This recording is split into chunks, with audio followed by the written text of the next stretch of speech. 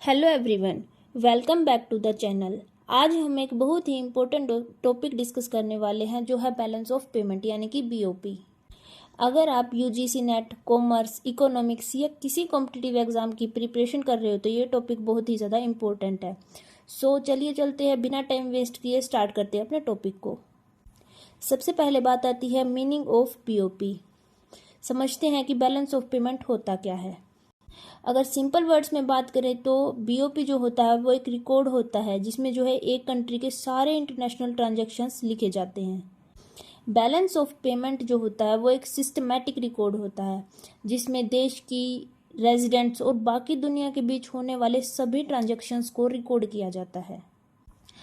देखा जाए तो जो ये ट्रांजैक्शंस होती हैं वो एक स्पेसिफिक पीरियड के लिए होती हैं, जैसे कि 1 साल, 2 साल या 5 साल। और इसके अंदर इम्पोर्टेंट बात जो याद रखने वाली है वो यह है कि जो बैलेंस ऑफ पेमेंट होता है वो आईएमएफ यानी कि इंटरनेशनल मॉनेटरी फंड के गाइडलाइंस के अकॉर्डिंग प्रिपेयर किया जाता है।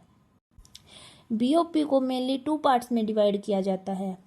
एक होता है इसके अंदर करंट अकाउंट, दूसरा पार्ट के अंदर आता है कैपिटल अकाउंट और फाइनेंशियल अकाउंट।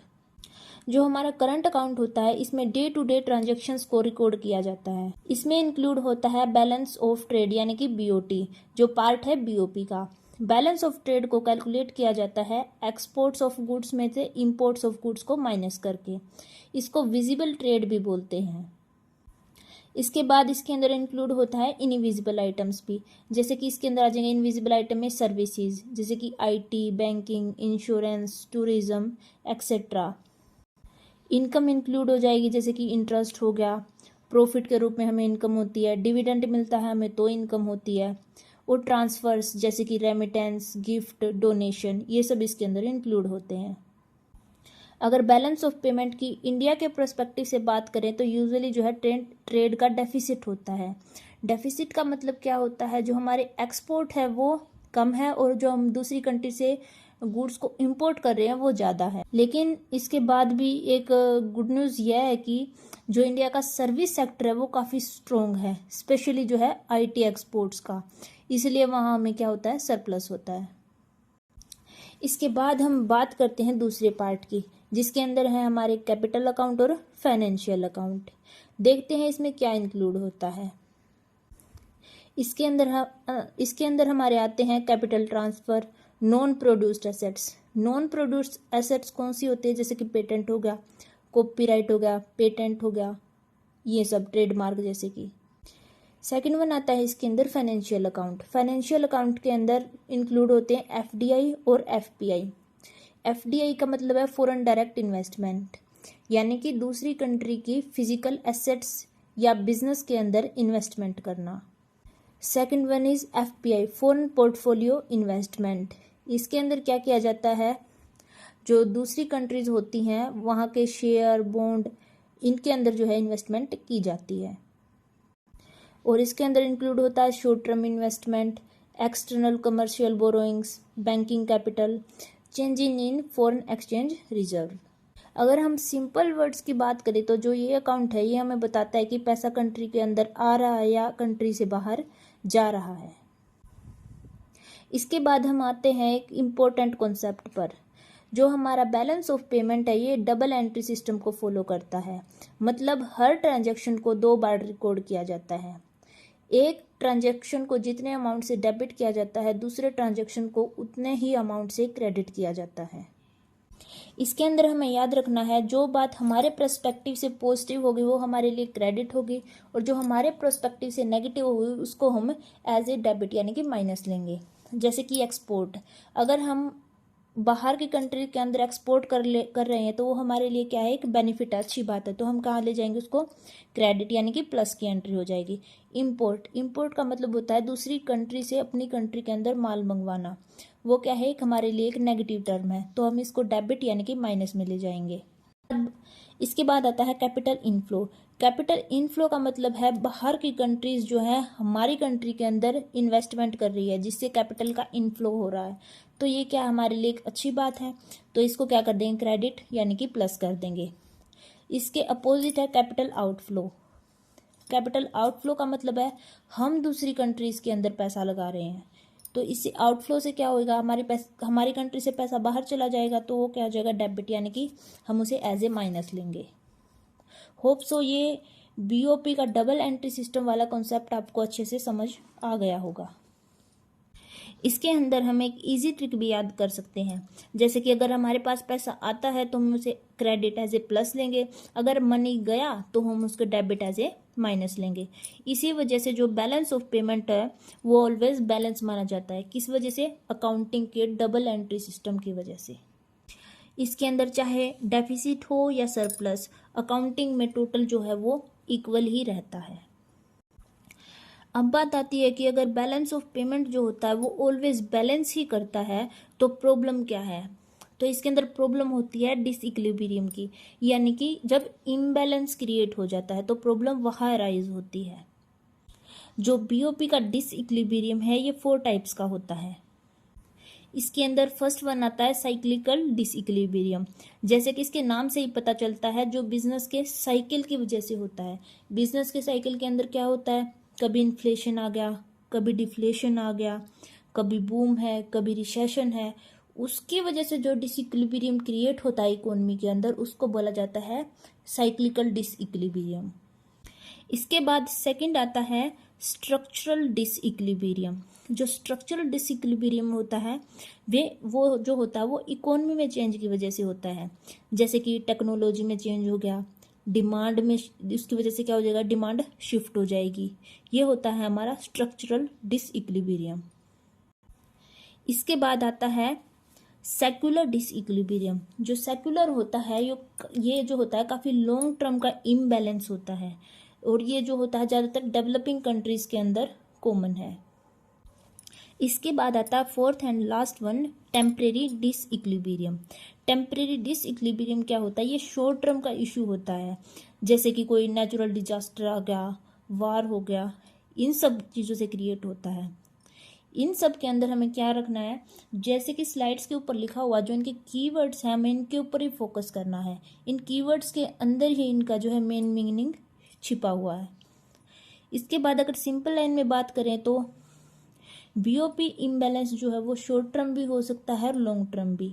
लॉन्ग टर्म हमने पढ़ा सेक्युलर डिसइक्विलिब्रियम में, और शॉर्ट टर्म पढ़ा है जैसे कि हमने टेम्परेरी डिसइक्विलिब्रियम में। सो चलिए अभी तक हमने जितना भी पढ़ा हम एक बार उसको क्विकली रिवाइज करते, जिससे आपको वीडियो देखते देखते ये चीज़ें लर्न भी हो जाएं। सबसे पहले हमने बात की थी बीओपी के मीनिंग की। बीओपी के अंदर क्या होता है, जितनी भी इंटरनेशनल ट्रांजैक्शंस होती है उनको रिकॉर्ड किया जाता है। इसके बाद नेक्स्ट वन हमने पढ़ा था, इसके अंदर 2 अकाउंट होते हैं, एक होता है हमारा करंट अकाउंट, और सेकेंड पार्ट के अंदर आता है कैपिटल अकाउंट प्लस में फाइनेंशियल अकाउंट। करंट अकाउंट के अंदर हमने याद रखना है balance of trade, services, income और ट्रांसफ़र। इसी तरह में फाइनेंशियल अकाउंट के अंदर हमने क्या क्या पढ़ा था, एफडीआई, एफपीआई, बोरोइंग्स। इसके बाद हमने पढ़ा था कि जो बैलेंस ऑफ पेमेंट होता है वो हमारा डबल एंट्री सिस्टम को फॉलो करता है, यानी कि एक अकाउंट को अगर क्रेडिट किया जाएगा तो दूसरे अकाउंट को उतने ही अमाउंट से डेबिट किया जाएगा, जिससे हमने ये कंक्लूजन भी निकाला था कि जो हमारा बैलेंस ऑफ पेमेंट होता है वो ऑलवेज क्या होता है, बैलेंस होता है। इसके बाद हमने पढ़े थे डिसइक्विलिब्रियम के टाइप। इसके अंदर हमने 4 टाइप पढ़े थे। साइक्लिकल डिसइक्विलिब्रियम जो कि बिजनेस साइकिल की वजह से होता है। उसके बाद हमने पढ़ा स्ट्रक्चरल डिसइक्विलिब्रियम जो इकोनॉमी के अंदर स्ट्रक्चरल चेंजेस होते हैं उनकी वजह से क्रिएट होता है। उसके बाद हमने पढ़ा सेक्युलर डिसइक्विलिब्रियम जो होता है हमारा लॉन्ग टर्म का इम्बैलेंस। टेम्परेरी पढ़ा था हमने जो शॉर्ट टर्म के लिए होता है, जैसे कि कोई डिजास्टर, वार या कोई भी ऐसी मिसहैपनिंग जो टेम्परेरी क्रिएट हो जाती है उसकी वजह से क्रिएट होता है। अब हम बात करते हैं बीओपी डेफिसिट की। बीओपी डेफिसिट कब क्रिएट होता है? बीओपी डेफिसिट जो है वो तब होता है जब कंट्री से पैसा जो है वो बाहर ज़्यादा जा रहा है लेकिन हमारी कंट्री के अंदर कम आता है। इसको हम जैसे कि एक एग्जांपल की हेल्प से समझ सकते हैं। इंडिया जो है वो ज़्यादा इंपोर्ट कर रहा है और एक्सपोर्ट जो है कम कर रहा है, तो इसका मतलब क्या है, यहाँ पर डेफिसिट क्रिएट हो रहा है। लेकिन हमें ये बात याद रखनी है जो कि हमने पीछे पढ़ी थी, जो बीओपी होता है वो अकाउंटिंग में हमेशा क्या होता है, बैलेंस होता है। अब बात आती है कि अगर बीओपी डेफिसिट क्रिएट हो भी गया है तो तो हमें क्या है, कुछ स्टेप यानी कि कुछ मेजर्स लेने होंगे जिससे जो हमारा ये बीओपी डेफिसिट है वो खत्म हो जाए। इसके अंदर फर्स्ट मेजर आता है डीवैल्यूएशन ऑफ करेंसी। डीवैल्यूएशन का मतलब होता है डाउन करना, यानी कि करेंसी की वैल्यू को इसके अंदर क्या कर दिया जाता है, कम कर दिया जाता है। इसके अंदर हम क्या करते हैं, डेफिसिट को कम करने के लिए जो हमारी फॉरेन डिमांड होती है हम उसको तो इंक्रीज कर देते हैं, जिससे हम क्या करेंगे, ज़्यादा से ज़्यादा एक्सपोर्ट करेंगे, और जो हमारे इंपोर्ट होते हैं उसको हम एक्सपेंसिव कर देते हैं, जिससे जो इंपोर्ट्स गुड्स की डिमांड जो है वो कम हो जाती है। इसका रिजल्ट क्या निकलता है, हमारा जो डेफिसिट है वो रिड्यूस हो जाता है। इसके बाद बात आती है डिफ्लेशन। डिफ्लेशन का सिंपल मीनिंग होता है डिमांड को कंट्रोल करना। इसको हम सिंपल तरीके से समझेंगे, जैसे कि अगर जो है खर्च कम करेंगे तो क्या होगा, इंपोर्ट्स कम होंगे। सिंपल, डिमांड कम तो इंपोर्ट्स भी कम। इसके अंदर थर्ड पॉइंट आता है एक्सचेंज रेट कंट्रोल। गवर्नमेंट क्या करती है, एक्सचेंज रेट को कंट्रोल करती है, करेंसी को स्टेबलाइज रखने की कोशिश की जाती है इसके अंदर। इसके बाद लास्ट मेजर है इसके अंदर इलास्टिसिटी अप्रोच लिंक। ये मेजर जो है वो तब काम करते हैं जब जो डिमांड है वो रिस्पॉन्सिव हो। इसके अंदर एक कंडीशन होती है जिसको फॉलो करना होता है, जो एक्सपोर्ट और इंपोर्ट की इलास्टिसिटी है वो ग्रेटर देन 1 होनी चाहिए। इसके बाद बी पार्ट के अंदर इसके अंदर आते हैं non monetary measures. Non monetary measures के अंदर सबसे पहले आता है इंपोर्ट रिस्ट्रिक्शन। जैसे कि इसके नाम से ही पता चलता है, जो इंपोर्ट है उसको रिस्ट्रिक्ट करना, जैसे कि कोटा लगा दिया जाता है, टैरिफ लगा दिया जाता है। इसके अंदर गवर्नमेंट क्या बोलती है कि इंपोर्ट कम करो, तो इसके लिए क्या करती है गवर्नमेंट, हाई टैक्स लगा देती है इंपोर्टेड गुड्स के ऊपर, या फिर कोटा के अंदर क्या कर देती है, एक लिमिट फिक्स कर देती है कि 1 ईयर के अंदर हम सिर्फ इतना गुड्स ही बाहर से इंपोर्ट कर सकते हैं। सेकंड है एक्सपोर्ट प्रमोशन। इसके अंदर गवर्नमेंट क्या करती है, एक्सपोर्ट्स को बढ़ाने के लिए सब्सिडीज इंसेंटिव्स देती है, जिससे क्या हो, इंपोर्ट कम से कम हो और एक्सपोर्ट्स ज़्यादा से ज़्यादा हो। इसके लिए गवर्नमेंट जो है सब्सिडी स्कीम जो है वो लॉन्च करती है। इसके बाद थर्ड पॉइंट है इंपोर्ट सब्सटीट्यूशन।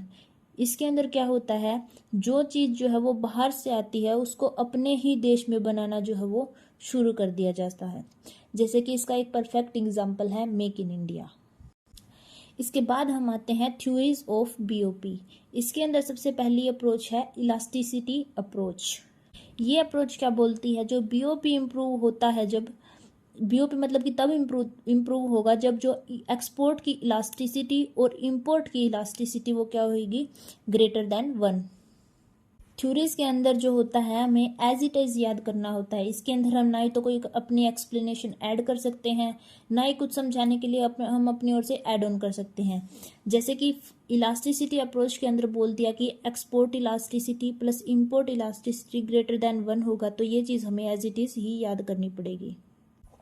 इसके अंदर देखा जाता है कि अगर प्राइस चेंज होने पर डिमांड ज़्यादा चेंज होती है तो पॉलिसी क्या रहेगी, इफेक्टिव होगी। इसका हम एज ए एग्जाम्पल भी समझ सकते हैं, जैसे कि अगर रुपीज़ गिरने पर जो है एक्सपोर्ट की डिमांड बढ़ जाए तो ये क्या है, काफ़ी एक अच्छा साइन है। सेकंड थ्योरी आती है इसके अंदर एब्जॉर्प्शन अप्रोच, जो किसने दी, सिडनी अलेक्जेंडर ने। इसका भी हमें फॉर्मूला याद रखना है। इसका फॉर्मूला क्या है, इसका फॉर्मूला है नेशनल इनकम माइनस में डोमेस्टिक एब्जॉर्प्शन। इसका सिंपल सा कंक्लूजन निकलता है, अगर देश जो है वो ज़्यादा प्रोड्यूस करे और कम खर्च करे तो सरप्लस होगा, अगर ज़्यादा खर्च करेगा तो डेफिसिट होगा। सिंपल लाइन में बात करें तो spend less produce more. Third approach आती है इसके अंदर मॉनेटरी अप्रोच। इसके अंदर क्या होता है, मनी सप्लाई और डिमांड पर फोकस होता है। अगर जो है इकोनॉमी के अंदर मनी एक्स्ट्रा है तो क्या होगा, इंपोर्ट बढ़ेंगे। अगर मनी को कंट्रोल किया है, मतलब कि मनी कंट्रोल किया, तो मतलब कि डेफिसिट कंट्रोल हो जाएंगे। इसके बाद आते हैं एडजस्टमेंट मैकेनिज्म। इसके अंदर सबसे पहले है फिक्स्ड एक्सचेंज रेट। इसके अंदर आता है पहला गवर्नमेंट इंटरवेंशन, यानी कि क्या है, गवर्नमेंट जो होती है वो इसके अंदर हस्तक्षेप करती है। इसके अंदर क्या करती है जो गवर्नमेंट, फॉरेक्स रिजर्व को यूज़ करते हैं।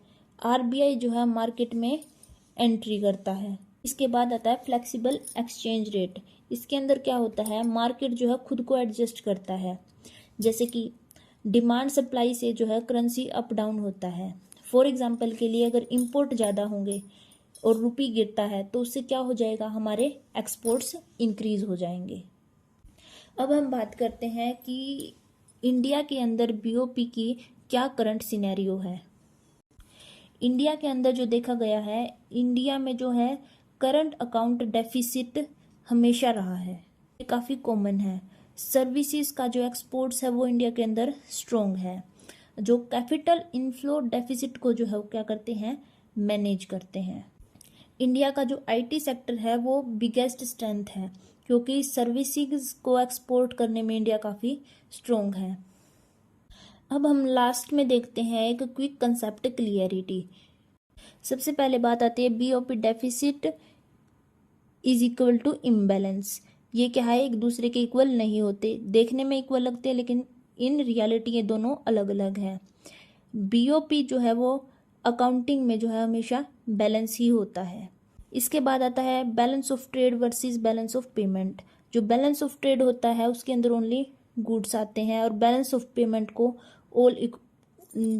पेमेंट के अंदर ऑल इकोनॉमिक ट्रांजैक्शंस आती हैं। इसके बाद आता है एफडीआई वर्सेस एफपीआई। एफडीआई के अंदर क्या होता है, कंट्रोल होता है, क्योंकि फॉरेन कंट्रीज़ की एसेट्स और बिजनेस में इन्वेस्टमेंट होता है। जबकि एफपीआई क्या है, एक इन्वेस्टमेंट है, यानी कि फॉरेन कंट्रीज़ के शेयर्स, बॉन्ड्स और स्टॉक के अंदर जो है इन्वेस्ट किया जाता है। इसके बाद आता है कैपिटल वर्सेस फाइनेंशियल। कैपिटल जो होता है एक नैरो कंसेप्ट है, और जो फाइनेंशियल है एक ब्रॉड कंसेप्ट है। सो आज की वीडियो के अंदर गाइज इतना ही। अगर आपको ये वीडियो यूज़फुल लगा हो तो लाइक